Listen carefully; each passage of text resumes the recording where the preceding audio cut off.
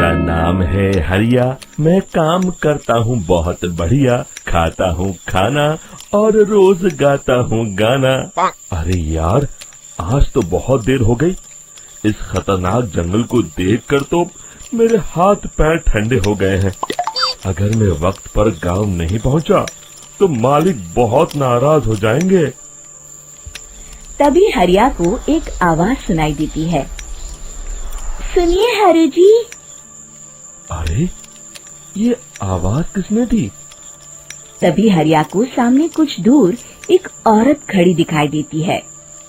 अरे भाई, ये औरत अकेली इतनी रात को इस जंगल में क्या कर रही है? चलकर पूछना पड़ेगा।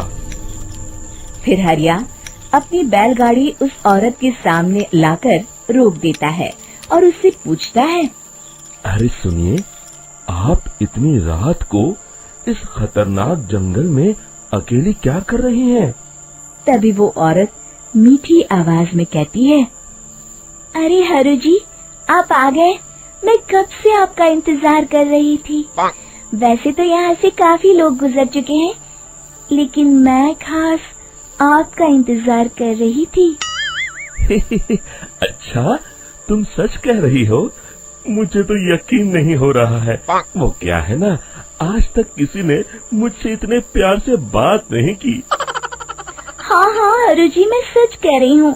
अब देर मत करिए और जल्दी से मुझे मेरे घर तक छोड़ दीजिए। हाँ हाँ, कौन सी बड़ी बात है, अभी छोड़ देता हूँ।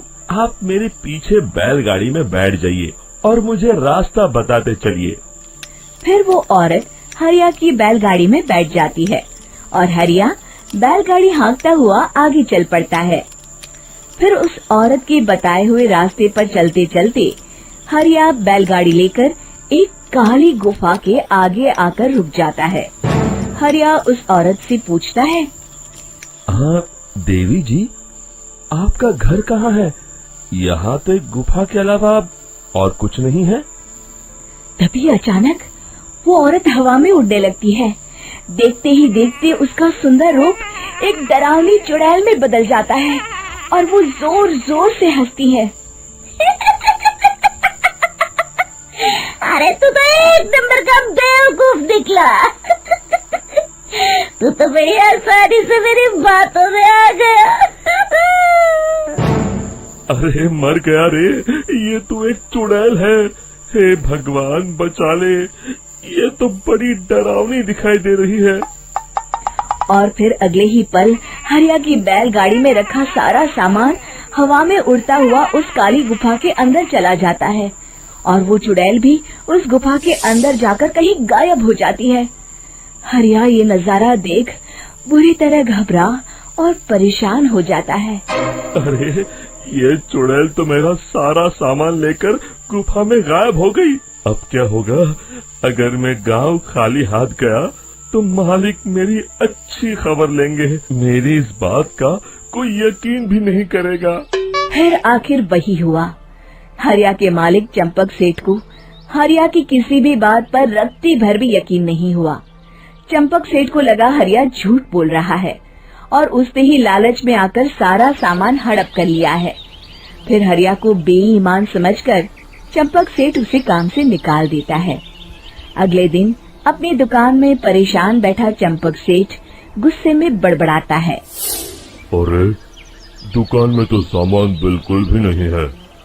अब मुझे ही शहर जाकर सामान लाना होगा। फिर वो अपनी बैलगाड़ी लेकर शहर चला जाता है।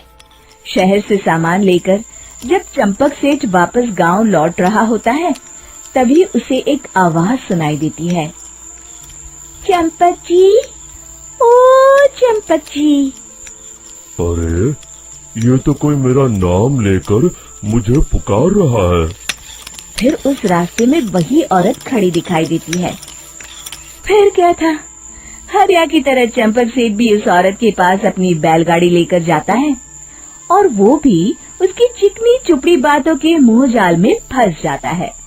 फिर चुड़ैल उसे भी अपनी गुफा तक ले जाती है और उसका सारा सामान लेकर गुफा में गायब हो जाती है।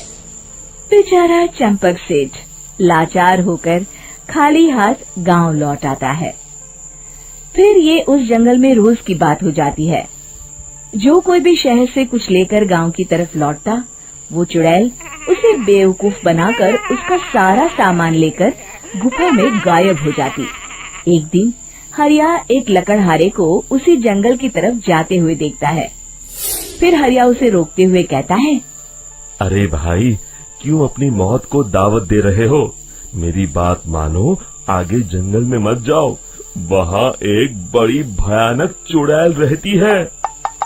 लकड़हारा हरिया की बातों को नजरअंदाज करते हुए कहता है, अरे भाई, मुझे पहले ही बहुत देर हो चुकी है, मुझे जाने दो भाई। शाम तक लकड़ियाँ काट कर शहर के बाजार में बेचना है। तुम अपनी ये कहानी किसी फुर्सत में बैठे इंसान को सुनाओ, अब मैं तो चला। इतना कहकर लकड़हारा वहाँ से आगे जंगल की तरफ चला जाता है। फिर अगले दिन गांव के मुखिया के घर के बाहर बहुत सारे लोग जमा हो जाते हैं। तभी हाथ में कुल्हाड़ी लिए खड़ा लकड़हारा कहता है, अरे मुखिया जी, अब आप ही हमें बचाइए उस जंगल वाली चुड़ैल से। हमारा सारा काम तो शहर से ही होता है। अरे मुखिया जी, उस चुड़ैल की वजह से तो मैं पूरी तरह बर्बाद हो गया हूँ। हम सबको मिलकर उस चुड़ैल का कोई इलाज करना पड़ेगा। तभी भीड़ में खड़ा वीरा कहता है, आप लोग चिंता मत करिए, कल से वो चुड़ैल किसी को नहीं लूट पाएगी। मेरे पास एक बहुत अच्छी तरकीब है। तभी चंपक सेठ उसका मजाक उड़ाते हुए कहता है, अरे तेरा नाम वीरा है तो क्या हुआ? तूने अभी उस चुड़ैल को देखा नहीं है? जाकर अपना काम कर, बड़ा आया। तब मुखिया जी कहते हैं, नहीं चंपक सेठ, मुझे लगता है हमें इस लड़के को एक मौका देना चाहिए। फिर सभी गांव वाले मुखिया जी की बातों से सहमत हो जाते हैं और वीरा शाम को एक बैलगाड़ी में कुछ सामान लादकर उस जंगल की ओर चल देता है। वीरा, ओ वीरा, कहाँ जा रहा है? तभी वीरा मुड़ के देखता है, वही चुड़ैल एक औरत के रूप में खड़ी है। अरे बहन जी, मैं आपको ही ढूंढ रहा था। देखिए, मैं आपके लिए क्या लाया हूँ। अरे वाह, तो खुद मेरे लिए इतना सामान लाया है। तू ही अकेला गांव में समझदार है। जरा देखो, मैं भी खोल के, बड़ी भूख लगी है। जैसे ही चुड़ैल उस सामान पर से कपड़ा हटाती है, एक भगवान शिव की तेज रोशनी उसके अंदर मूर्ति से निकलती है और चुड़ैल अपने असली रूप में आकर जलने लगती है।